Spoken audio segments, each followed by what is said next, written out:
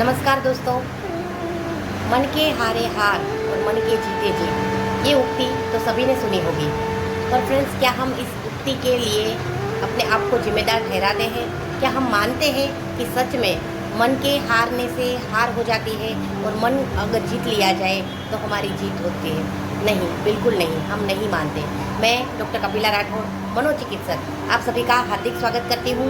आज world mental health day है, 10 अक्टूबर।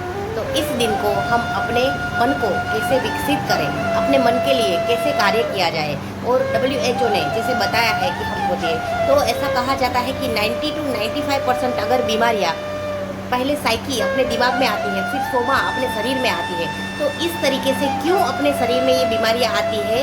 ताकि हमारा मन विकसित नहीं है। इस वजह से हमारे मन की जो बीमारियां हैं पहले मन से एंटर होते होते शरीर में प्रवेश कर जाती है।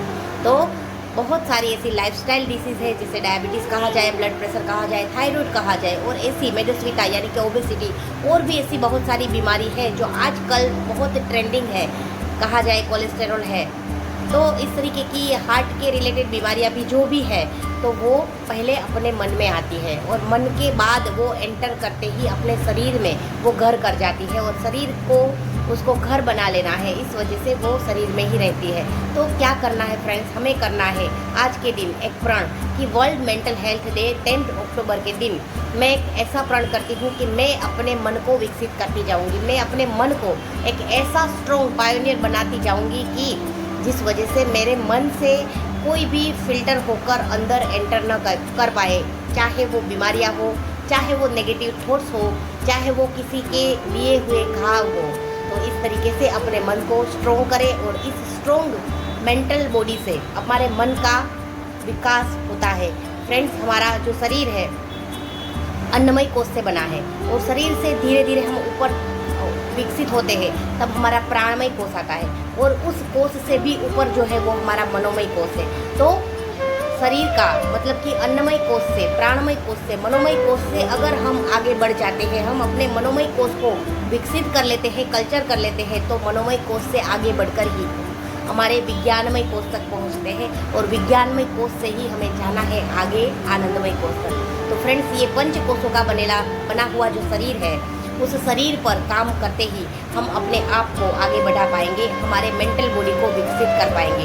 तो यही मेंटल बॉडी का विकास करना बहुत ही ज़रूरी है। और फ्रेंड्स, जो हमारे शरीर की 72,000 नाड़ियाँ हैं, जिसमें मुख्य 3 नाड़ियाँ हैं, ईड़ा, पिंगला और सुषुम्ना। जो ईड़ा नाड़ी है वो हमारे मेंटल बॉडी के लिए बहुत ही काम की नाड़ी है, जिसमें हम पैरासिम्पथेटिक यानी कि रेस्ट और डाइजेस्ट मोड होता है वहाँ पे पैरासिम्पथेटिक नर्व, और जो हमारी पिंगला नाड़ी है वहाँ पे सिंपथेटिक नर्व होती है, मतलब फाइट एंड फ्लाइट रिस्पॉन्स। तो ईड़ा नाड़ी जो शांति का प्रतीक है, चंद्र नाड़ी है, और जो पिंगला नाड़ी यानी कि सूर्य का प्रतीक है, एक्टिवेशन का प्रतीक है, अग्नि का, फायर का प्रतीक है। तो इस तरीके से ईड़ा और पिंगला को बैलेंस करना चाहिए। हम हमारे पैरासिम्पथेटिक नर्व सिस्टम पर काम करें, हमारी ईड़ा नाड़ी पर काम करेंगे, तो धीरे धीरे हमारे मन का विकास होता चलेगा। तो फ्रेंड्स, आज के लिए इतना ही। नमस्कार। मेंटल हेल्थ चैलेंजेस के प्रोग्राम में, जहाँ पर हम Shri Krishna miracle mind clinic में ग्रीन सिटी जामनगर में मेंटल हेल्थ रिलेटेड प्रोग्राम्स करते हैं। मेंटल हेल्थ अवेयरनेस के लिए आप सभी के जो भी सवाल है उनके हम जवाब देते हैं, और काउंसलिंग के द्वारा हम हर एक व्यक्ति के मेंटल बॉडी को स्वस्थ करने का आगे एक पहल कर रहे हैं। तो आप सभी का धन्यवाद करते हुए वर्ल्ड मेंटल हेल्थ डे की सबको शुभकामनाएं। अपने मन को मजबूत करें, बिकॉज यहाँ पे भगवान बुद्ध ने भी कहा है कि आपका मन अगर मजबूत हुआ तो आप जो भी सोचेंगे आपके मन के माध्यम से अच्छा ही होगा, अगर आपने अच्छा सोचा तो। Your mind is everything, what you think you become. तो ये एक उक्ति है, ये एक जैसे कहा जाए कि सुविचार है।